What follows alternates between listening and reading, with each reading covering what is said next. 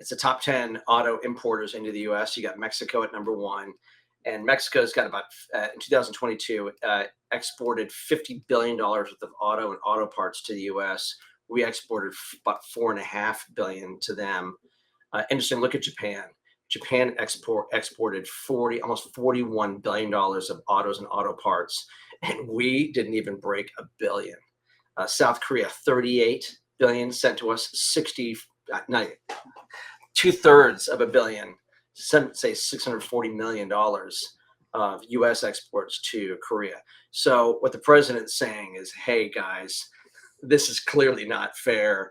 Our cars are just as good as your cars, if not better, and we should have equal access. So these are kind of just showing you how the disparity and how our U.S. manufacturers are getting taken advantage of.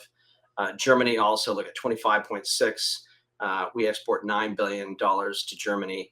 I also put on the very bottom, the EU exported almost 40 billion in autos. So 65% of that number is coming from Germany, which isn't surprising, to the US, and we exported 9.2 as of 2022.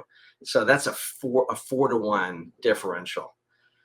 Steel, you look at Canada, number one exporter to the US, then Brazil and Mexico. So it's no wonder we're targeting those guys, and that South Korea is kind of a distant fourth. Aluminum, aluminum's a different story. Canada's up here at the top. And Nancy, we talked about this. The Mexico and Canada, because of NAFTA, originally NAFTA, they are really, really exposed to us as being their number one trade customer, much more so than we are to them as a percentage of total trade that they have. So they're at a huge disadvantage negotiating with us. We're trying to play hardball. Canada has decided it wants to play hardball. It looks like Mexico is like, hey, like, we like doing business with you. Let's just figure this out. It's interesting how the different parties are kind of handling this. EU has decided they're going to slug it out with us. So we'll see what happens. Yeah, wait and see, as you say. Yeah. I think it's hilarious too that the numbers that you've shown and just the disparity and how much advantage that we have. Now, I don't think it helps. I heard the president again was talking about the 51st state and how Canada really was destined to be. I mean, no wonder they're slugging it out. It's like a matter of personal pride and national pride.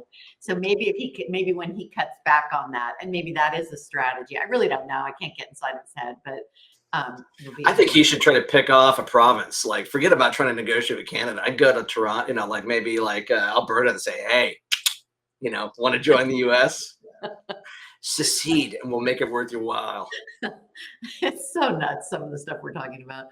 All right. Well, thank you for that. Super helpful. And I think really supports our view that this sell-off in the market is not fundamentally driven. It's more sentiment and maybe somewhat valuation, though I could argue that valuations are modest in comparison to the 1990s, where we had 5 years in a row of plus 20 to plus 35% returns in stocks.